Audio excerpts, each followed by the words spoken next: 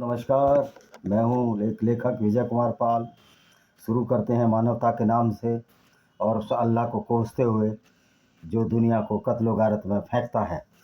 तो दोस्तों, लोग कहते हैं कि नहीं, कुरान में कहीं भी कत्ल गारत नहीं लिखा। तो आज हम बताएंगे कुरान की कुछ आयतों में कितना कत्ल गारत है और किस तरह से कुरान मानवता के खिलाफ है। इसका पूरा पूरा खुलासा हम कुरान की आयतों से करेंगे। जो ये लोग कहते हैं कि कुरान में ऐसा नहीं लिखा, तो मैं उनसे पूछना चाहता हूँ कि आपने कुरान पढ़ा है? अगर आपने कुरान नहीं पढ़ा है तो फिर आप ये दावा कैसे कर सकते हैं? ऐसे मूर्खों की कमी न इस दुनिया में अब है न पहले थी। उन्हीं मूर्खों की आँख खोलने के लिए जो पैगंबर मोहम्मद और कुरान को बचाने के लिए झूठ पर झूठ गढ़े जा रहे हैं, उसके बारे में हमारा ये आज का चैप्टर है, आज की ये वीडियो है। वीडियो को सब्सक्राइब कर दें, चैनल को सब्सक्राइब करें, बेल आइकन दबाएं, जिससे कि नोटिफिकेशन मिल सके मेरे प्यारे दोस्तों। पहले अपनी किताबों का मैं तवारुक करा दूं, परिचय करा दूं। ये उन भाइयों के लिए है जो इस्लाम छोड़े हुए हैं। तवारुक सब उर्दू का है, पाकिस्तान में शायद नहीं जानते इसको। तो ये डिस्क्रिमिनेटेड हिंदूज़ है इंडियन सब कॉन्टिनेंट में, जिसमें इस्लाम ने किस तरह हिंदू धर्म के साथ बर्ताव किया, किस तरह उनकी औरतों के साथ बलात्कार करने की कोशिश की, और उस बलात्कार से बचने के लिए, क्योंकि इस्लाम में ये जायज़ है गैर मुस्लिम औरतों के साथ बलात्कार, उससे बचने के लिए हमारी हिंदू रानी और महारानियों ने और प्रजा ने जौहर किए ताकि उनकी इज्जत मोलेस्टेड ना हो। सील हरण इस्लाम का पहला अंग है, औरतों को किडनैप करना भी पहला अंग है। ये जौहर है इन इंडियन सब कॉन्टिनेंट। इसमें बताया गया कितने जौहर हुए और किस तरह लुटेरों ने हमारे मंदिरों को तोड़ा। ये इन्वेडर्स एंड हिडन फैक्ट्स में बताया गया है। ये रुद्रा पब्लिकेशन बिलासपुर पर है। तो हम 3 किताबों का मैंने हवाला दिया। इसी तरह ये ब्लैक डॉट्स ऑफ टेररिज्म है, जिसमें आतंकवाद की गतिविधियां क्यों चलती हैं, इसमें सारी कुरान की उन आयतों का हवाला दिया गया है। ये किताब शाश्वत पब्लिकेशन रुद्रा पब्लिकेशन पर ये भी मिल जाएगी। ये है पैरानोइया ऑफ कल्ट्स, जिसमें बताया गया कि वास्तव में क्या इस्लाम एक विचारधारा है। इसमें सारी आयतों का हवाला दिया है। सस्ती किताब, आप इसको खरीदिए और ख़रीद कर आपको सच्चाई मालूम हो जाएगी। जो मुस्लिम भाई बहकाने की कोशिश करते हैं कि नहीं इस्लाम में ऐसा नहीं है, इस किताब में पूरा खोलकर इसमें भी दिया है। लॉस्ट पैराडाइज कश्मीर को कैसे इस्लामी गुंडों ने ख़त्म किया, मीर अली हमदानी नाम के आदमी ने। ये रुद्रा पब्लिकेशन बिलासपुर पर आपको मिल जाएगी। जैसे ही आप मेरा नाम गूगल में वो करोगे तो मिल जाएगी। ये है विनमस फैंक्स ऑफ कोबरा, किस तरह इस्लाम एक कोबरा की तरह ख़तरनाक है और किस तरह यहूदी ईसाई और गैर मुस्लिमों का बलात्कार सील अपहरण इस्लाम की वजह से हुआ। ये है ब्लेंडर ऑफ ब्लेस्फेमी। ये किताब भी आपको बाज़ार में मिल जाएगी। इसमें ब्लेस्फेमी के नाम पर, ईस निंदा के नाम पर, मोहम्मद की सच्चाई बताने को भी ईस निंदा मानते हैं। मज़े की बात है कि ये किताब आप खरीदिए। इसमें जो इनकी किताबों में लिखा है उसको अगर कोई गैर मुस्लिम बताए तो इस निंदा कैसे होती है, जबकि दिन और रात ये मदरसों में वही चीज़ पढ़ाते हैं। तो इसकी मूर्खतापूर्ण बातें हैं सारी। ये रुद्रा पब्लिकेशन की है पैनोरमा ऑफ डेमोक्रेसी, किस तरह डेमोक्रेसी का मजाक बनाया गया और हिंदुओं को सताया गया कांग्रेस के राज में भी और दूसरी पार्टियों के राज में भी। ये आपको पढ़नी पड़ेगी। Lament of Sinjar, Abu Bakr al Baghdadi ने किस तरह लोगों को कत्ल किया, उनकी औरतों को बाजारों में बेचा, यजीदी औरतों को, क्योंकि इस्लाम में ये जायज़ है। तो कुछ मूर्ख किस्म की एक हिंदू गायिका है जिसका नाम है नेहा सिंह राठौड़। तुकबंदी करती है। गायिका क्या है वो? तुकबंदी भांड है। खतरे हिंदू खतरे में गाना गाकर तंज पर मोदी जी पर कस रही है। देखो, बीजेपी की इन बहुत सारी नीतियों से मैं भी सहमत नहीं हूँ, क्योंकि मोदी जी की डिग्री पूरी नहीं है, फ्रॉड है। तो हम तो सब बात बताएंगे, तो हमारा काम पॉलिटिकल तो है नहीं। तो जो मूर्ख गायिका नेहा सिंह राठौड़ गा रही है कि बीजेपी हिंदुओं को डराकर वोट लेती है, अरे मूर्खा, हिंदू ही नहीं, इस्लाम से यहूदी ईसाई बुद्धिस्ट सिख पंथ सभी खतरे में है। इन मूर्खों को चाहिए कि कुरान पढ़ें। और इन अज्ञानी लोगों में डॉक्टर राम पुनियानी और चंद्रशेखर रावण, नेहा सिंह राठौड़ आदि प्रमुख हैं। इनको इस्लाम का अम्ब भी नहीं पता, ABCD भी नहीं आता। ऐसे मूर्खों को दलित भाई ज़्यादा हौसला न दें, क्योंकि इस्लाम के अनुसार हर गैर मुस्लिम काफिर गंदा है, जानवरों से गया बीता है। तो मेरी किताब है, मेरा इंग्लिश लेखक मैंने लिखा है, मेरी 10 किताबें पब्लिश हो चुकी हैं। इनको पढ़िए और सच्चाई को जानिए। तो आज हम कुरान की उन्हीं आयतों का हवाला देंगे कि किस तरह जो भी मुसलमान ये कहता है, अगर उसके सामने इस्लाम की किताब ही पढ़ दो तो वो कहेगा नहीं नहीं ऐसा नहीं लिखा। यानी कि जब आदमी मूर्ख हो जाए और वो बेचारा क्या करे, वो कैसे मान ले कि उसका पैगंबर हत्यारा लुटेरा था और कुरान में कत्ल गारत भरी पड़ी, वो मान ही नहीं सकता। तो भाई साहब ये लोग बड़े खतरनाक होते हैं, क्योंकि इतनी अज्ञानता इतना मूर्खता इनके अंदर भरी है, तो ये कहीं भी कत्ल कर सकते हैं लोगों का, गैर मुस्लिमों का। अगर इनका ईमान जाग जाए तो मुसलमान को दोस्त बनाने से पहले 100 बार सोचना चाहिए। ये जो लोग हैं जो इस्लाम की तारीफ़ कर रहे हैं, जो गैर मुस्लिम हैं, उनको तो या तो पैसा मिल रहा है या वो अज्ञानता के रथ पर सवार हैं या मूर्ख हैं वो लोग जो मूर्खता के घोड़े पर सवार हो रहे हैं। तो ऐसे ऐसे सवारों को जो कि अज्ञानता की सवारी करते हैं, जहाँ मर्जी तर्क के द्वारा पटक दिया जाता है, वही काम आज हम करने की कोशिश कर रहे हैं। हम कुरान की उन आयतों को बताएंगे जो बड़ी ख़तरनाक है। वर्ष 9 सूरा 9 यानी अल तौबा की 5वीं नंबर की आयत ये क्या कहती है। और फिर जब हराम के प्रतिष्ठ महीने, या 4 महीने हैं इनके इस्लाम में 4 महीने पवित्र माने जाते हैं, रमज़ान के महीने हैं, कोई सवाल है, इस तरह के 12 महीने हैं, मैंने इसका वीडियो डाला है, आप देख लेना। तो मुशरिकों को जहाँ पाओ कत्ल करो। मुशरिक बोलते हैं जो इस्लाम को नहीं मानता, जो कुरान को नहीं मानता, जो अल्लाह को नहीं मानता, उन्हें पकड़ो और उन्हें घेरो। कह रहा उनको पकड़ लो, उनको घेर लो और घात उनकी जगह ताक में लगा कर बैठो, और उनकी जगह ताक में लगा कर बैठो। यदि वो तौबा कर लें, नमाज कायम करें, तो ज़कात दो, उनका मार्ग छोड़ दो, और अल्लाह बड़ा दयावान है। तो क्या सीधा सीधा कत्ल करने की बात लिखी है। लेकिन अगर आप मुसलमान बन जाओ तो उनको छोड़ दो, अल्लाह दयावान है। तो ये किस तरह की दयावान अल्लाह है, हालांकि अल्लाह था ही नहीं। अल्लाह तो एक मूर्ख पात्र है जो मोहम्मद ने अपने फ़ायदे के लिए गढ़ा था। क्योंकि अल्लाह अगर दुनिया को बनाने वाला है तो अल्लाह को तो ये पता होना चाहिए कि दुनिया किस तरह बनी है। कुरान का अल्लाह कहता है कि दुनिया यानी पृथ्वी स्थिर है। दुनिया में बहुत सारी चीज़ें आती हैं, ब्रह्मांड आता है, गैलेक्सी आती हैं, जैसे हमारी मिल्की वे है, यानी कि आकाश गंगाएँ आती हैं। तो ब्रह्मांड में एक पृथ्वी के बारे में भी अल्लाह को नॉलेज नहीं है, जबकि पृथ्वी ब्रह्मांड में बहुत छोटी सी चीज़ है, ऑब्जेक्ट है। सूर्य के सामने वो कुछ नहीं, बृहस्पति के सामने कुछ नहीं, सिर्फ मंगल ग्रह से बड़ी है और 1-2 ग्रह से और बड़ी होगी, वीनस वगैरह से। तो जब अल्लाह को इस पृथ्वी का मालूम ही नहीं पूरा, क्योंकि मोहम्मद को भी बात मालूम नहीं थी, मोहम्मद भी अज्ञानी थे, तो अल्लाह को ये कुरान का अल्लाह कहता है कि पृथ्वी स्थिर है, सूर्य उसके चारों तरफ चक्कर लगाता है।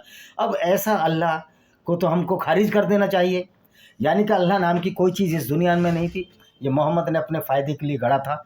आपको ये समझ लेना चाहिए। तो देखिए किस तरह अल्लाह ज्ञानी है, यानी कि मूर्ख है, और क्षमा तो वो करता ही नहीं। अगर आप मुसलमान नहीं है तो आपको क्षमा नहीं करता, फिर काहे का क्षमादान करता है। चैप्टर 9 की सूरह अल बकरा की अब सूरह 28 यानी चैप्टर 9 की आयत नंबर 28 क्या कहती है। हे ईमान वालो, मुशरिक तो बस अपवित्र है। मुशरिक कौन होते हैं? मुस्क्रीन, जो कि मूर्ति पूजक हैं, बहुदेववादी हैं, जो मुसलमान नहीं है, मतलब निचले दर्जे के मानता है इस्लाम के, बस अपवित्र यानी गंदा मानता है। और लोग कहते हैं कि कुरान में कहीं नहीं लिखा। कुरान में हर जगह कत्लो गारत लिखी है। और इनका पैगंबर तो लड़कियां बेचता था। आप समझो जो लड़कियां बेचता हो बाज़ारों में, वो कैसा पैगंबर था। अतः इस वर्ष के पश्चात मस्जिद हराम के पास ना आए, यानी कि मोहम्मद ने 630 में उनसे मक्का का काबा छीन लिया, जो कि बहुदेववादियों का था, जिसमें 360 मूर्तियाँ थीं। मोहम्मद ने जनवरी में वो 360 मूर्तियाँ तोड़ दी। और जो प्रमुख देवियों की मूर्ति थी अल्लात, अलमन्नात, अलुज्जा, और एक इनका देवता हुब्बल। तो मोहम्मद के घर में तो खुद मन्नात देवी की मूर्ति पाई गई थी जब मोहम्मद छोटा था, क्योंकि इसके चाचा मुसलमान नहीं थे, इसका दादा मुसलमान नहीं थे। ये कैसा सिरफिरा व्यक्ति आया जो एक फर्जी अल्लाह बनाया, और इस तरह की गुंडागर्दी भरी आयतें जो लोगों के लिए खतरे का सबब बन गई। तो मूर्खा नेहा सिंह राठौड़, इस्लाम तो पूरी दुनिया के लिए खतरनाक है, हिंदुओं के लिए नहीं खतरनाक है। तो क्या लिखा है, इस वर्ष के पश्चात मस्जिद हराम के पास ना आए यदि तुम्हें निर्धनता का भय हो। तो ये कहते हैं अगर तुम्हें निर्धनता का भय हो, मुसलमान हो, तो बहुत से लोग इस्लाम में नहीं जा रहे थे, तो उन्होंने कहा अल्लाह चाहेगा तुम्हें अपने बहुत कीमत दे देगा। और वो कीमत किस रूप में? मोहम्मद ने कैसे मुसलमानों को समझाया कि मोहम्मद लूट कराता था काफिले, 20% हिस्सा खुद लेता था और इसको माले गनीमत का नाम ले देता था। तो ये मोहम्मद ने मुसलमानों को औरतों का लालच दिया, धन का लालच दिया, लूट करवाई, उसके लिए कोई काम धाम नहीं किया, पूरी दुनिया में गदर और आग फैला दी, काफिले लूटने लगा। ये करैक्टर था मोहम्मद का। और ये आयत, इसीलिए आयतें भी ये मोहम्मदी आयतें हैं, ये कोई अल्लाह की आयतें नहीं है, कोई अल्लाह से कोई कुरान ऊपर से नहीं आता। ये सब झूठ का जो पहाड़, फ्रॉड का पहाड़ मोहम्मद ने खड़ा किया था, उन्हीं आयतों के बारे में अब बता रहे हैं। चैप्टर वर्ष 4 सूरा 101 क्या कहती है? और जब तुम धरती में यात्रा करो तो तुम में से कोई गुनाह नहीं कि नमाज को कुछ संक्षिप्त कर दो। कह रहे जब तुम यात्रा करो, और मोहम्मद यात्रा क्या करता था? सिर्फ लूट करने के लिए, काफिले लूटने के लिए जाता था। तो कह रहा नमाज संक्षिप्त कर दो, नमाज कम पढ़ो, कोई गुनाह नहीं है। यदि तुम्हें इस बात का भय हो कि विवक्षी विधर्मी लोग तुम्हें सताएंगे, कष्ट पहुँचाएंगे, अगर विधर्मी लोग तुम्हें कष्ट पहुँचाएंगे, एक्चुअल में मोहम्मद को किसी ने कष्ट नहीं पहुँचाया। अगर मक्का वाले चाहते तो मोहम्मद को जब ही मार देते, जब 10 साल में 12 साल में मोहम्मद के 83 या 86 ही समर्थक थे, लेकिन उन लोगों ने भी मोहम्मद को नहीं मारा, क्योंकि उसके चाचा अबू तालिब जो कि मक्का के काबा की रक्षा करते थे, और उसके दादा अबू मुतालिब उससे पहले काबा की रक्षा करते थे, वहाँ मेले लगे करते थे, मूर्ति पूजक भी रहते थे, यहूदी और ईसाई रहते थे, इस्लाम का तो नामो निशान नहीं था। लेकिन जब ये इस्लाम आया तो मोहम्मद ने उन 360 मूर्तियों को भी तोड़ दिया, हालांकि उसके चाचा अबू तालिब जब तक मर गए थे। ये देखिए किस तरह का ये पैगंबर था, उनका ही छीना उसने, और फिर उस पर कब्जा जमा लिया, और फिर उन्हीं को कह रहा है कि काबा में मत आने दो यहूदी ईसाई बहुदेववादियों को। जिस तरह सारे भारत में मंदिर तोड़ कर मस्जिदें बना दी गई, उसी तरह से यूरोप में स्पेन के अंदर सारे चर्चों को तोड़कर वहाँ पर मस्जिदें बना दी गई। लेकिन जब पेरिस का राजा फर्डिनांड आया, जो इस्लामिक राक्षस था, जो वहाँ का सुल्तान था, उसको बोटी बोटी उसको हरा दिया, और सारी मस्जिदों को फिर चर्च में बदल दिया। तो इस्लाम इसी तरह लूटपाट का पर्याय है। अब जब काफिले इस्लाम का, अल्लाह ही जब काफिले इस्लाम का जो पैगंबर है, अल्लाह तो था ही नहीं, अल्लाह तो फर्जीवाड़ा है, तो काफिले लूटता हो तो ऐसे लोगों से क्या उम्मीद की जा सकती है? वर्ष 4 सूरत 56 क्या कहती है?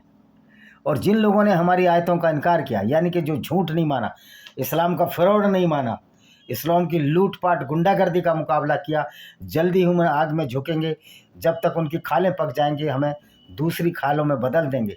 ये चैप्टर सूरत 56 की है कि हम दूसरी खालों में बदल देंगे ताकि यातना का मजा चखें। यानी कि अब ये देखिए मूर्खता की एक सीमा देखिए, एक आदमी जो मर गया उसकी खालें पकने के बाद दूसरी खालों में क्या जड़ दोगे? इसी तरह मूर्खता मोहम्मद ने अपने पूरे दिमाग का उपयोग करके ऐसी मूर्खता भरी बातें करी, और बेचारे सीधे साधे अरबी जो बद्दू जो ऊँट चराते थे उनको बेवकूफ़ बनाया। उससे अगली आयत क्या कहती है? वर्ष 9 सूरा 23 चैप्टर 23 की आयत क्या कहती है? हे ईमान वालों, अपने बाप और अपने भाइयों को अपना मित्र न बनाओ।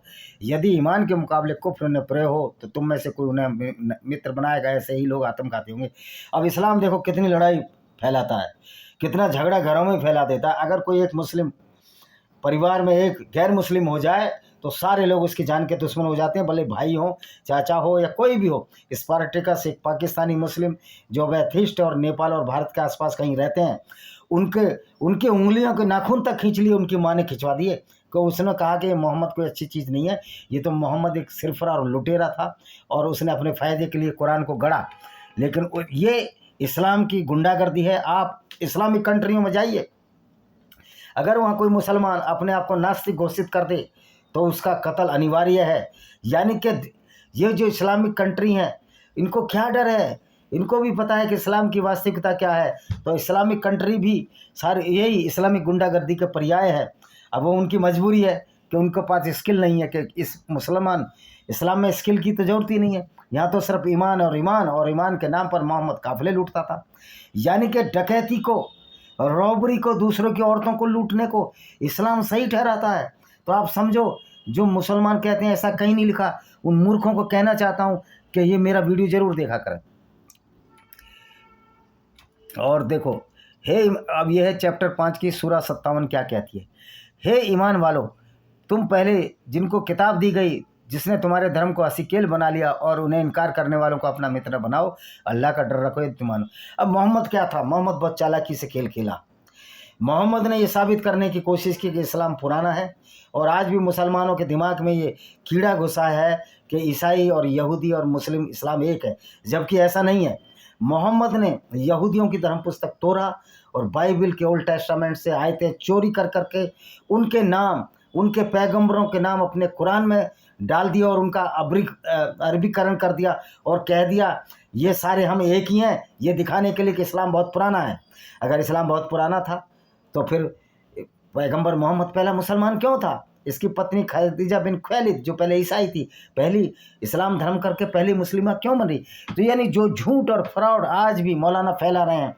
यहूदी मानते हैं कि कुरान, अल्लाह और मोहम्मद का जिक्र हमारी किताबों में नहीं है, तो इसने कह दिया कि इन्होंने अपनी किताब में बदलाव कर लिया है।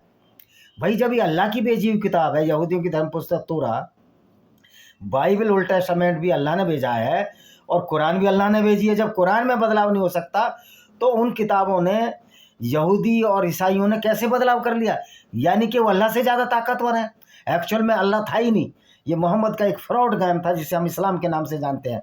उसने जानबूझ के उनका अरबीकरण कर दिया। इब्राहिम को इब्राहिम, डेविड को दाऊद बना दिया, जीसस को ईसा बना दिया, मरियम मैरी वर्जिन को मरियम बना दिया, और इसी तरह बहुत सारे हैं। जोसेफ को यूसुफ बना दिया। इस तरह आप देखोगे कि लोग नाम इसने बदल दिए और एक नाटक खेला कि हम सबसे पुराने हैं यहूदियों की धर्म पुस्तक में, और या बाइबल के ओल्ड टेस्टामेंट में लोगों ने बदलाव किए, जबकि ऐसा नहीं था। मोहम्मद ने ये साबित करने की कोशिश की कि हमारा धर्म इस्लाम यहूदी और ईसाई से मिलता जुलता है, और यहूदी और ईसाई लोग खराब हैं जो अल्लाह के नाम का नाम अपनी किताबों में हसरा दिया। तो समझ में आना चाहिए, जब अल्लाह पैदा ही नहीं हुआ था मोहम्मद के ज़माने में, तो कुरान से पहले तो यहूदियों की धर्म पुस्तक तौरा लिखी गई, बाइबल का ओल्ड टेस्टामेंट लिखा गया, वेद तो सबसे पहले लिखे गए, तो उसमें मोहम्मद का नाम कहाँ था? इसी तरह जाकर डॉक्टर जोकर नालायक ने मोहम्मद नाम के राक्षस को मोहम्मद सिद्ध करने की कोशिश की। मज़े की बात है, मोहम्मद और मोहम्मद का कोई है नहीं, कोई मतलब ही नहीं है। अलग अलग जिले में से बहुत से नाम तो मिलते जुलते हो जाते हैं, लेकिन अगर वो मोहम्मद नाम का राक्षस था तो जाकिर नायक ने ये सही बोला कि मोहम्मद भी एक राक्षस ही था जो उसके राक्षसी कार्य थे। और ऐसे गंदे आदमी के लिए लोग लड़ने मरने के लिए तत्कार हो जाते हैं। अब ये देखिए वर्ष 21 सूरा 98 क्या कहती है? निश्चय ही तुम और वह कुछ जिनको तुम अल्लाह को छोड़कर पूछते हो सब जहन्नुम के ईंधन है, तुम उसके घाट उतरोगे। कह रहा तुम सब जहन्नुम के ईंधन हो, ईंधन हो, यानी जलोगे वहाँ। अब ये बताइए जहन्नुम है किधर? जब अल्लाह है ही नहीं तो जहन्नुम किधर? किधर जन्नत? किधर कलमा कलब सादा? सब झूठ और फ्रॉड पर टिका हुआ इस्लाम है। और नेहा सिंह राठौर कहती है कि हिंदू मुस्लिम करते हैं, हिंदू को खतरा नहीं है, पूरी दुनिया को इस्लाम से खतरा है। ये उन मुस्लिमों से भी उन मुस्लिमों को भी खतरा है जो इस्लाम छोड़ चुके हैं। कोई इस्लाम तो एक विशुद्ध गुंडागर्दी है, इंसानियत के खिलाफ, मानवता के खिलाफ, गैर मुस्लिमों के खिलाफ, औरतों के खिलाफ। वर्ष 48 सूरा 20 क्या कहती है? अल्लाह ने तुमसे बहुत सारी गनीमतों का वायदा किया है। तो अल्लाह ने कौन सी गनीमतों का वायदा किया? जिन्हें तुम प्राप्त करोगे। यह विजय तो उसे तुम्हें तत्कालिक रूप से निश्चित कर दी, और लोगों के हाथ तुमसे रोक दिए, वे तुम पर आक्रमण करने का साहस न कर सकें, ताकि ईमान वालों की एक निशानी हो सीधे मार्ग की ओर। यानी अल्लाह ने बहुत सी गनीमतों का क्या वायदा किया? तत्कालिक लाभ के लिए मोहम्मद ने अल्लाह के नाम पर लूट को सही ठहरा दिया, डकैती को सही ठहरा दिया, काफिले लूटने को सही ठहरा दिया। यानी कि लुटेरों का ये रहबर था, लुटेरों का ये सरबराह था, और इस लुटेरों के सरबराह ने 20% हिस्सा खुद लिया। अब समझ सकते हो कि इस्लाम किस तरह का है। तो ये तात्कालिक लाभ मोहम्मद ने ये दिया कि लूटो, औरतों को लूटो, उनके साथ बलात्कार करो, काम वासना की पूर्ति करो, और अपने धन की जो लिप्सा है उसकी पूर्ति करो, और अगली बार और अगले जन्म में कि मरने के बाद जब क़यामत होगी तुमको नहर शहद की, दूध की और ये मिलेंगी। अरे कहीं दूध की और शहद की नहरें होती हैं तो कहावत है, दूध तो बकरी देगी, गाय देगी, भैंस देगी, बैल जो मेल हैं जितने भी मैमल्स के वो सब दूध देते हैं। तो इस तरह मोहम्मद ने लोगों को बेवकूफ़ बनाया। सूरा 69 चैप्टर 8 की क्या कहती है? अतः जो तुम्हें गनीमत का माल तुमने प्राप्त किया, यानी लूटपाट डकैती का माल प्राप्त किया है, उसे वैध पवित्र समझकर खाओ, अल्लाह का डर रखो, अल्लाह से डरते रहो। सारी लूट मार, गुंडागर्दी, कत्लो गार्द, बलात्कार गैर मुस्लिमों से करते रहो, उनकी औरतों को बेचते रहो, उनकी औरतों को बाज़ारों में बेच दो, जैसे कि मोहम्मद ने बाज़ारों में औरतों को बेचा था। वर्ष 66 सूरा 9 क्या कहती है? हे नबी, इनकार करने वाले हो और कपटाचारियों से जिहाद करो, उनके साथ सख्ती से पेश आओ, उनका ठिकाना जहन्नुम है और जन्नत पहुंचने की बहुत बुरी जगह, जहन्नम अनंत पहुंचने की बहुत बुरी जगह। कह रहा जो जिहाद करो, जिहाद मतलब जिहाद अकबर करो, उनको कत्ल करो जब तक इस्लाम ना फैल जाए, या इस्लाम को कबूल ना कर लें, या गुंडा टैक्स जजिया ना दे दें, जो कि सबने लगाया था भारत में।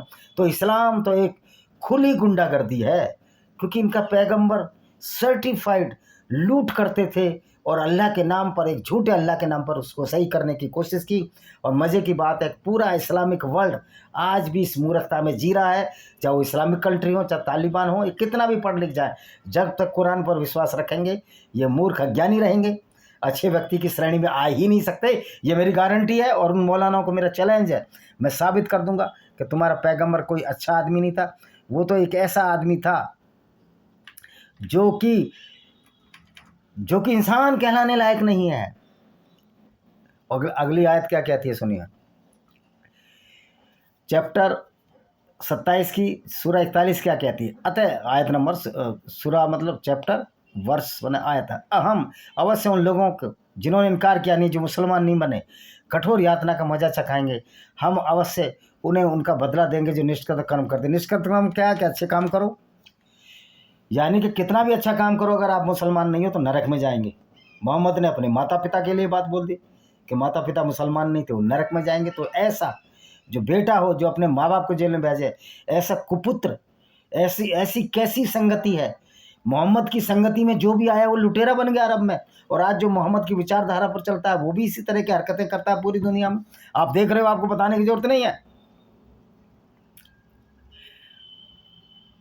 अब ये लिखता है, वह अल्लाह से शत्रुओं का बदला आग उसी में सदा है, उसके बदले वे हमारी आयतों का इनकार करते रहे। अब क्या कहती है अगली आयत बताएंगे हम। हे नबी, अब ये मोहम्मद खुद ही तो अल्लाह बन जाता था, खुद बन जाता था। हे नबी, मोमिनों को जिहाद पर उबारो। अब अल्लाह तो ये बात बोलता नहीं है, क्योंकि अल्लाह तो है भी नहीं। अगर अल्लाह भी है तो उसके तो निराकार है, तो बोलेगा कहाँ से।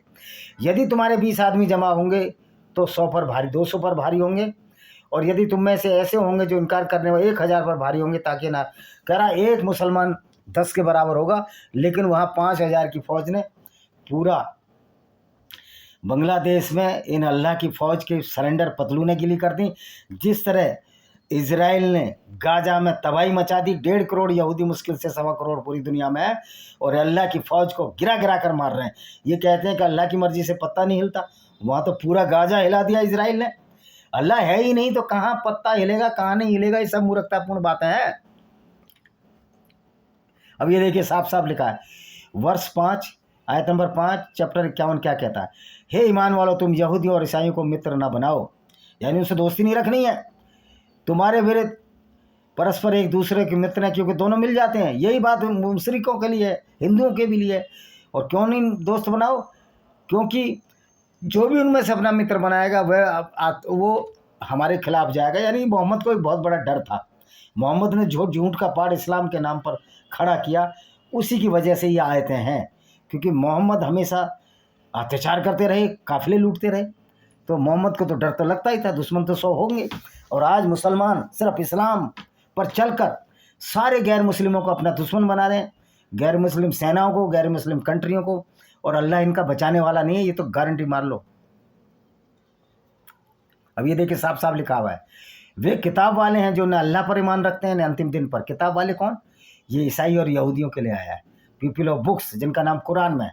अल्लाह और उसके रसूल के हराम ठहराए को हराम ठहराते हैं और न सत्य धर्म का अनुपालन करते हैं। भाई अल्लाह है ही नहीं, फर्जी अल्लाह है, अज्ञानी अल्लाह है। इस मूर्ख अल्लाह के पीछे कौन लगेगा? उनसे लड़ो जब तक वे सत्ता, उनसे जब तक लड़ो जब उनको दखल ना कर दो और वे जजिया यानी गुंडा टैक्स ना देने लगे। यही जजिया औरंगजेब ने लगाया था।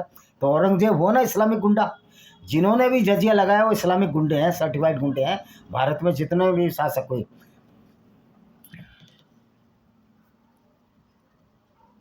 अच्छा जी क्या हो गया? अब ये देखिए चैप्टर 9 सूरा 14 यानी अल बकरा क्या कहती है, उनसे लड़ो, अल्लाह तुम्हारे हाथ से उन्हें यातना देगा, उन्हें अपमानित करेगा। क्योंकि मोहम्मद को भी पता था कि अल्लाह नाम की कोई चीज़ नहीं है, तो एक आयत उतार दी कि अल्लाह तुमसे कह रहा उनसे लड़ो, अल्लाह अपमानित करेगा तुम्हारा हाथ, यानी मुसलमानों के हाथों। क्योंकि अल्लाह तो बेबस है, अल्लाह तो विकलांग है, क्योंकि अल्लाह है ही नहीं। जब अल्लाह है ही नहीं, अल्लाह एक गुड़िया है, अल्लाह एक पपिट है, एक पुतली है, उससे ज़्यादा क्या है? कठपुतली है, मोहम्मद की कठपुतली, जैसा अल्लाह ने नचाया, अल्लाह मोहम्मद ने नचाया। जितनी चाबी भरी मोहम्मद ने उतना चले अल्लाह का खिलौना तो ये गाना होना चाहिए था। वर्ष 3 सूरा 151 क्या कहती है? हम शीघ्र इनकार करने वालों को दिलों में धाक बैठा दें, इनकार करने वाले जो इस्लाम को नहीं मानते, और उन्हें ऐसी चीज़ों को अल्लाह का साक्षी जिससे साथ कोई सनद नहीं उतारी। तो दोस्तों ये कुछ आयतें थी, बहुत सारा वीडियो लंबा हो जाएगा। तो आप ये बताइए, अब ये कैसा अल्लाह है, ये किस तरह का अल्लाह है? पैगंबर मोहम्मद साहब कहते थे कि अल्लाह ने मेरी ऐसी ऐसी मौखिक संदेश से कुरान का रूप दिया। इसे हज़रत मोहम्मद की चौथी बीवी या दूसरे खलीफा हज़रत उमर की बेटी हफ्सा का हाथों में सौंपा गया, और फिर तीसरे खलीफा हज़रत उस्मान के अलग अलग लोगों के लिखे करीब कुल 300 कुरान शरीफ प्रचलन में है। कुरान एक नहीं है, कुरान भी अलग अलग है। ये सब भंडा फोड़ दिया गया है। तो आप ये देखिए कि कल हम इसके बारे में फिर बताएंगे। तो आप देखिए कि किस तरह जो नेहा सिंह राठौड़ कहती है कि हिंदुओं को बीजेपी हिंदुओं को डराती है। देखो, बीजेपी हिंदुओं को डराए ना डराए ये है पॉलिटिकल बात है, लेकिन निश्चित तौर पर अगर हम कुरान पढ़ लेंगे तो हम डर जाएंगे, और हमको डरना चाहिए। और डरना इसलिए नहीं चाहिए कि मुसलमानों से डरना चाहिए, हमको सतर्क हो जाना चाहिए कि इस आइडियोलॉजी के खिलाफ कैसे युद्ध करना है। इसी के साथ हम इस वीडियो को विराम देते हैं। वंदे मातरम, जय हिंद, आपका दिन शुभ हो।